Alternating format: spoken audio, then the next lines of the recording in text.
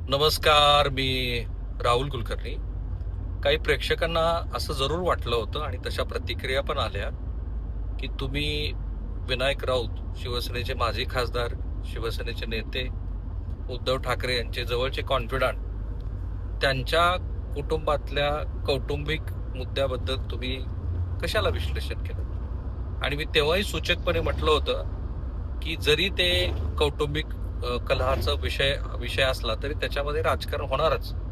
आणि अपेक्षेप्रमाणे झालं. त्या सगळ्या प्रकरणाची थेट मातोश्रीला जोडलं गेलं आणि त्या ठिकाणी बंगाली बाबा येतो असंही काही नेते म्हणाले. म्हणून या विषयातला कौटुंबिक हिंसाचाराचा जरी भाग असला तरी दोन्ही मुद्दे स्पष्ट करून सांगणं अपेक्षित आहे.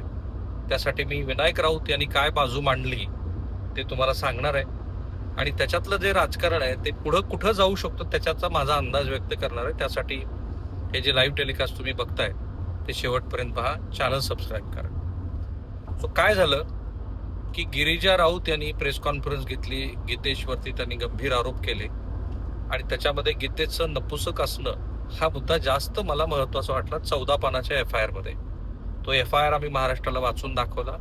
कारण त्याच्यात 3 मांत्रिकांनी गिरिजा यांच्यासोबत जे तंत्रमंत्र विद्या केल्या ते गंभीर आहे ते प्रकरण आणि ते हे लोकप्रतिनिधी, माजी लोकप्रतिनिधीच्या कुटुंबाशी निगडीत असले.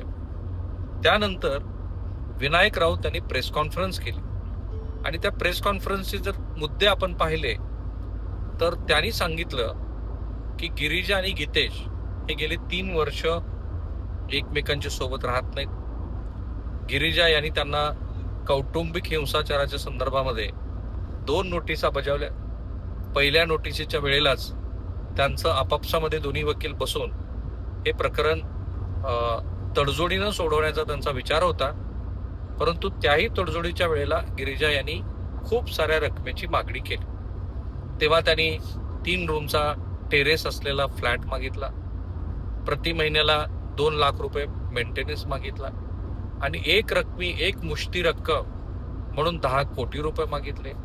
एक ऑटोमॅटिक असलेली अशी गाडी मागितली आणि मग त्याच्यानंतर त्या तडजोडीला आल्या होत्या. पण हे प्रकरण काही तेव्हा मिटलं नाही.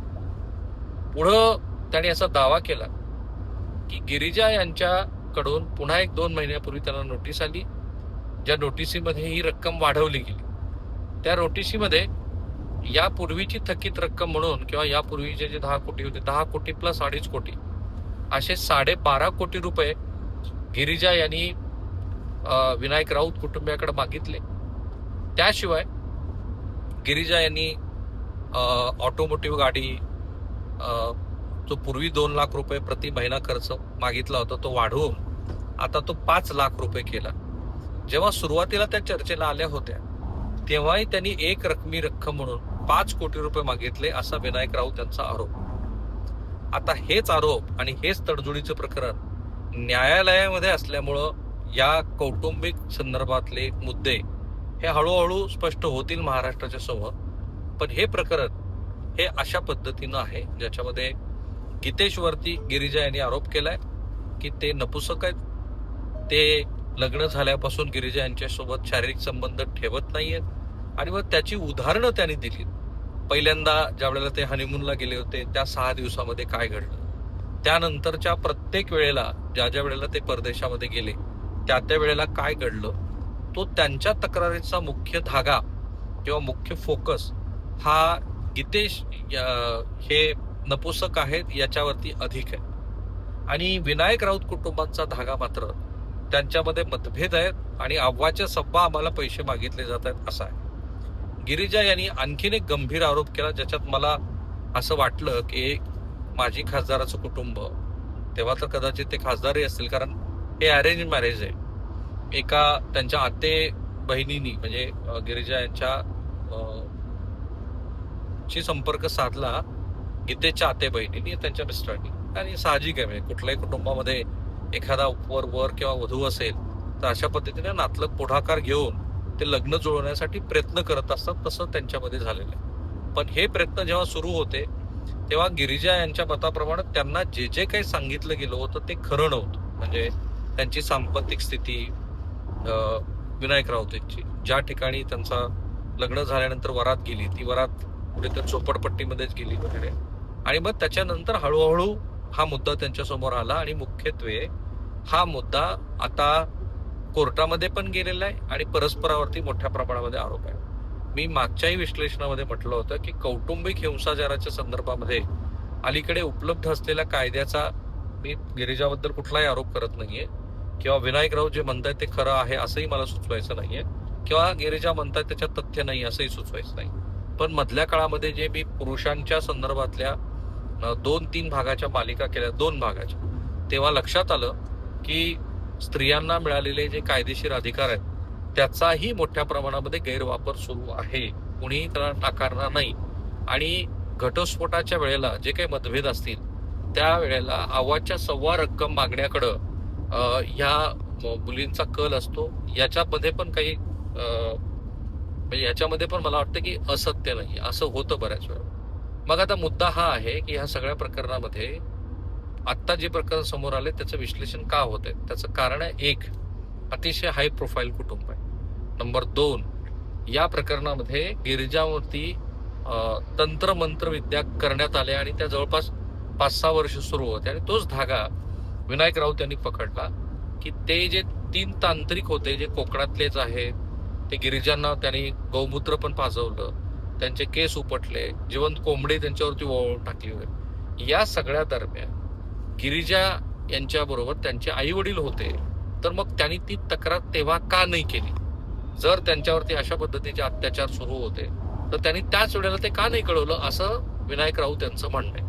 त्याला गिरिजा यांनी नंतर प्रत्युत्तर दिलं आहे पुन्हा ह्या प्रेस कॉन्फरन्सला. तर त्या म्हणाल्या की जेव्हा हे सगळं घडत होतं त्यावेळेला संसार सुरळीत होईल अशी अपेक्षा होती, असतं असं बऱ्याच वेळेला, आणि तर झालं नाही. म्हणून मग मी ह्या तक्रारीची आता पुढं आम्ही आलेलो आहोत.